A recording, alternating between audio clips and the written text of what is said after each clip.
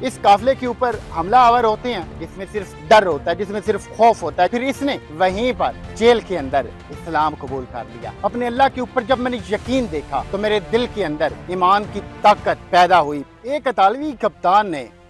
اسرائیلی حراست میں اسلام قبول کر لیا۔ اس شخص کو کیا پسند آیا، یہ کیسے مسلمان ہو گیا، کیسے اس کی پوری دنیا بدل گئی، کیسے اس کے دل میں جو جذبہ ایمانی ہے وہ بیدار ہوا، تو یہ سب کچھ بتاؤں گا میں آپ کو آج کے اپنے اس ویلوگ میں۔ السلام علیکم، آپ دیکھ رہے ہیں DS ڈیجیٹل، میں ہوں زبیر احروان۔ ناظرین، سمود فلوٹیلا بحری جہازوں کا ایک قافلہ جو کہ غزہ کے مسلمانوں کے لیے امدادی سامان لے کر جا رہا تھا، اسی قافلے کو اسرائیل کے جو ظالم اہلکار تھے، ان کے بحریہ کے، ان کی ایئر فورس کے اور جو دیگر تھے، وہ اس قافلے کے اوپر حملہ آور ہوتے ہیں اور اس قافلے میں جتنے بھی لوگ تھے ان کو گرفتار کر لیا جاتا ہے۔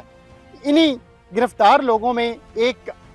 کشتی جس کا کپتان یہ اطالوی شخص تھا وہ بھی گرفتار ہوا۔ بظاہر یہ غیر مسلم تھا، مگر انسانیت کو دیکھتے ہوئے دل میں ہمدردی کے جذبے کے تحت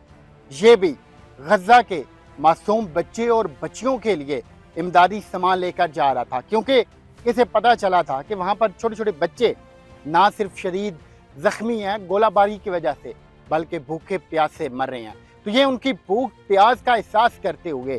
اس قافلے میں شامل ہوا اور سامان لے کر جا رہا تھا۔ اب فلسطین کے قریب جب یہ سمود فلوٹیلا یہ قافلہ پہنچتا ہے تو وہاں پر ان لوگوں کی طرف سے ان کو حراست میں لے لیا جاتا ہے اور پھر ان لوگوں کو ان کی جو صحرا کے اندر بنائی گئی ایک ویران جیل ہے جس میں صرف ڈر ہوتا ہے، جس میں صرف خوف ہوتا ہے، جس میں صرف اندھیرا ہوتا ہے، وہاں پر بھوک ہوتی ہے، وہاں پر پیاس ہوتی ہے، اور وہاں پر استغفر اللہ، جیسے کہ سابقہ سینٹر مشتاق احمد خان صاحب نے جو کہ اس قافلے میں شامل تھے، انہوں نے بتایا کہ جو ہم لوگ تھے ہمارے اوپر ان ظالموں نے کتے بھی چھوڑے تھے، وہاں پر ان لوگوں کو قید کر دیا گیا۔ اب چونکہ یہ اس قید میں بہت سارے غیر مسلم تھے اور مسلم بھی تھے، پاکستانی مشتاق احمد خان صاحب اور ان کے ساتھ دیگر لوگ، اس کے علاوہ اور بھی بہت سارے ممالک تھے جن کے مسلم لوگ تھے۔ اب جب ان لوگوں کو قید کر لیا جاتا ہے تو اس قید میں یہ لوگ نماز پڑھ رہے تھے، یہ لوگ ذکر اذکار کر رہے تھے، یہ اپنے اللہ کو مدد کے لیے پکار رہے تھے، یہ صبر کا مظاہرہ کر رہے تھے، یہ تحمل کا مظاہرہ کر رہے تھے، اور ان ساری چیزوں کو یہ جو اطالوی کپتان ہے یہ دیکھ رہا تھا، اور مسلمانوں کے اسی صبر کو، مستقل مزاجی کو، اور پھر جو وہ عبادت کر رہے تھے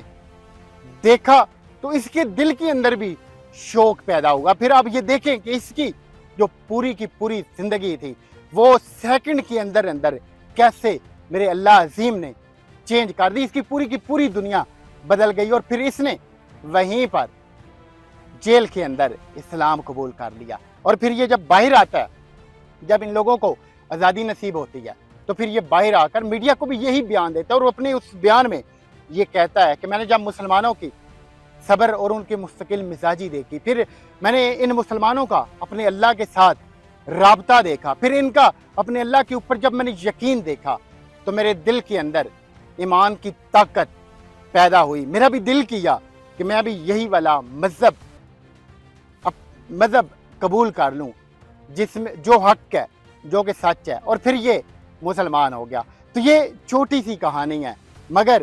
اس سبق آموز کہانی میں آپ یہ دیکھیے گا کہ صبر کا پھل کیا ملتا ہے، پھر مستقل مزاجی کا، پھر جو ہم اپنے اللہ کو پکار رہے ہوتے ہیں مدد کے لیے، یاد کر رہے ہوتے ہیں، تو اس کا کیا اثر ہوتا ہے نہ صرف ہمارے اوپر بلکہ جو لوگ ہمیں دیکھ رہے ہوتے ہیں ان کے اوپر۔ تو آپ نے کمنٹ میں اپنی رائے کا ضرور اظہار کرنا ہے۔ تو ملتے ہیں اگلی ویلوگ میں، اللہ حافظ۔